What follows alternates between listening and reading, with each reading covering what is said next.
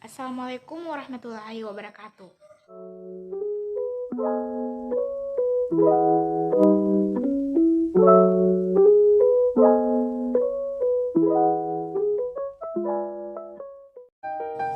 Assalamualaikum warahmatullahi wabarakatuh. Perkenalkan, nama saya Selviana. Saya dari kelas 10 MIPA 6. Saya akan menjelaskan sedikit tentang teori masuknya Hindu-Buddha ke Indonesia.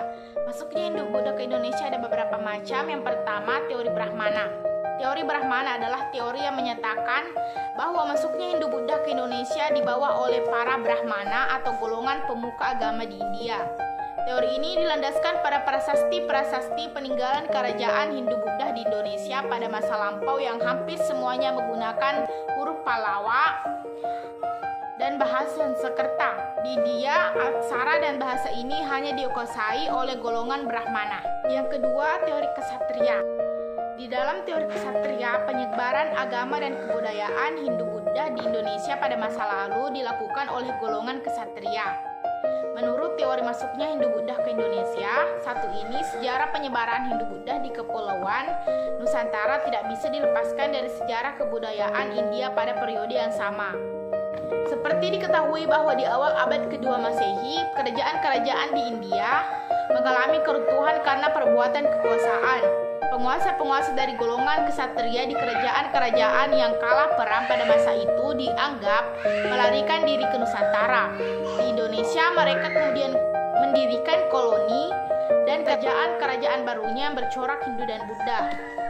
Dalam perkembangannya, mereka pun kemudian menyebarkan ajaran dan kebudayaan kedua agama tersebut pada masyarakat lokal di Nusantara.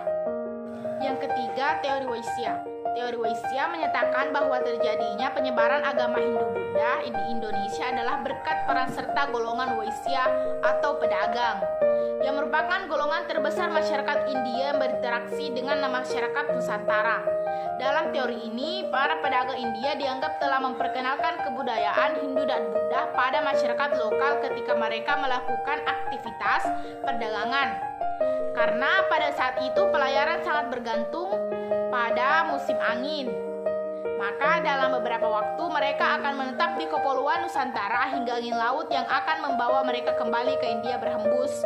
Selama menetap, para pedagang India ini juga melakukan dakwahnya pada masyarakat lokal di Indonesia. Yang keempat, teori Sudra.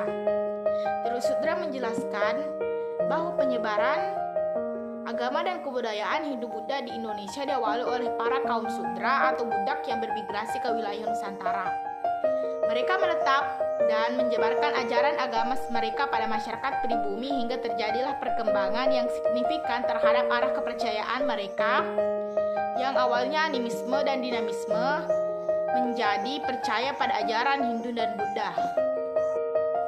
Kemudian yang kelima, teori arus balik.